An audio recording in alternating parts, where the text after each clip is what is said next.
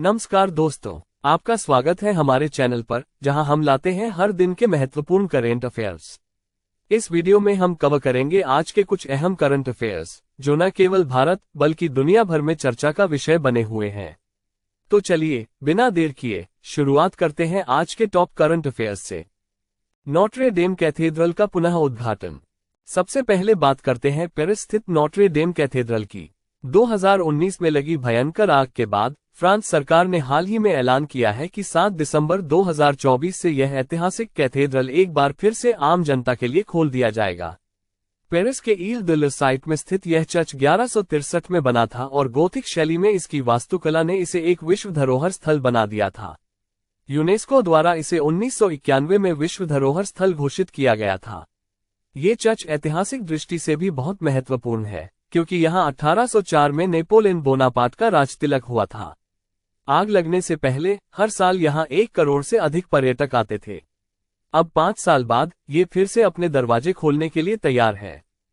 इन्फोसिस पुरस्कार 2024 का ऐलान।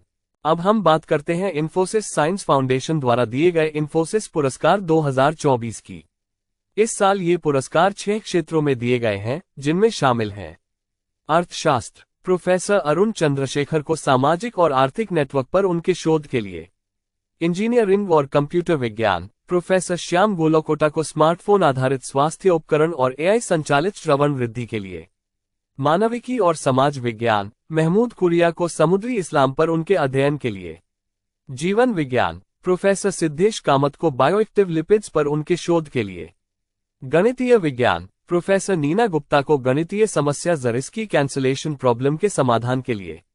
भौतिक विज्ञान, प्रोफेसर वेदिका खेमानी को समय क्रिस्टल की खोज के लिए। हर विजेता को 1 लाख अमेरिकी डॉलर की राशि, स्वर्ण पदक और प्रशस्ति पत्र प्रदान किया गया। इन शोधकर्ताओं ने अपने अपने क्षेत्रों में महत्वपूर्ण योगदान दिया है और यह पुरस्कार उनकी कड़ी मेहनत का नतीजा है। भारत में CO2 कैप्चर और मेथनॉल संयंत्र का उद्घाटन। अब भारत की NTPC कंपनी के बारे में सुनते हैं। हाल ही में NTPC ने विंध्याचल संयंत्र, सिंगरौली, मध्य प्रदेश में दुनिया के पहले CO2 कैप्चर संयंत्र और CO2 से मेथनॉल संयंत्र का उद्घाटन किया। ये संयंत्र कार्बन उत्सर्जन को कम करने में मदद करेगा और CO2 को मेथनॉल जैसे टिकाऊ ईंधन में परिवर्तित करेगा। इस तकनीक का उपयोग स्वच्छ ऊर्जा के उत्पादन और जलवायु परिवर्तन से निपटने के लिए किया जाएगा। NTPC द्वारा किए गए इस महत्वपूर्ण कदम से न केवल भारत बल्कि पूरी दुनिया को स्वच्छ ऊर्जा की दिशा में एक कदम आगे बढ़ने में मदद मिलेगी। ये कदम पेरिस समझौते और वैश्विक जलवायु लक्ष्यों के लिए भी बेहद अहम है। पिनाका शस्त्र प्रणाली का सफल परीक्षण। अब बात करते हैं DRDO द्वारा किए गए सफल परीक्षण की। भारतीय रक्षा अनुसंधान संगठन DRDO ने हाल ही में पिनाका शस्त्र प्रणाली का सफल परीक्षण किया है। यह अत्याधुनिक रॉकेट लॉन्चर 44 सेकंड में 12 रॉकेट दाग सकता है। पिनाका प्रणाली को विशेष रूप से भारतीय सेना के लिए डिजाइन किया गया है और यह एक साथ कई लक्ष्यों को निशाना बनाने की क्षमता रखती है। ये परीक्षण भारतीय रक्षा क्षेत्र के लिए एक महत्वपूर्ण मील का पत्थर है। ऑपरेशन द्रोणागिरी का शुभारंभ। भारत सरकार ने ऑपरेशन द्रोणागिरी की शुरुआत की है, जिसका उद्देश्य भूस्थानिक प्रौद्योगिकियों और नवाचारों के माध्यम से नागरिकों की जीवन गुणवत्ता में सुधार करना है। यह एक पायलट परियोजना है जो उत्तर प्रदेश, हरियाणा, आंध्र प्रदेश और महाराष्ट्र जैसे राज्यों में लागू की जाएगी। इस परियोजना का फोकस कृषि, आजीविका और रसद पर होगा और इसके माध्यम से भूस्थानिक डेटा के प्रयोग के नए अवसरों को सामने लाया जाएगा। 43वां भारतीय अंतर्राष्ट्रीय व्यापार मेला 2024।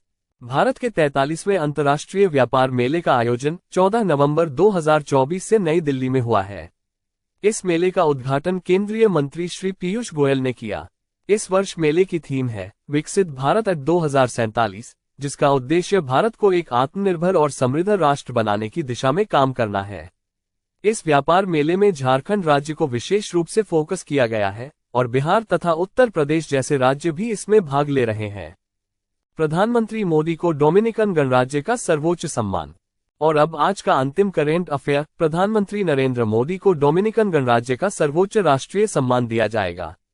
ये सम्मान उन्हें भारत और डोमिनिकन गणराज्य के बीच संबंधों को मजबूत करने में उनके योगदान के लिए दिया जाएगा, खासकर कोविड-19 महामारी के दौरान भारत द्वारा डोमिनिकन को एस्ट्राजेनेका कोविड-19 वैक्सीन की 70,000 खुराकें प्रदान करने के लिए।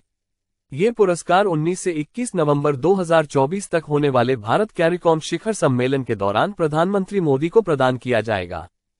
तो दोस्तों, ये थे आज के कुछ महत्वपूर्ण करेंट अफेयर्स। अगर आपको यह वीडियो पसंद आया हो तो कृपया लाइक और सब्सक्राइब जरूर करें। अपने विचार हमें कमेंट बॉक्स में बताएं और इस वीडियो को अपने दोस्तों के साथ शेयर करें।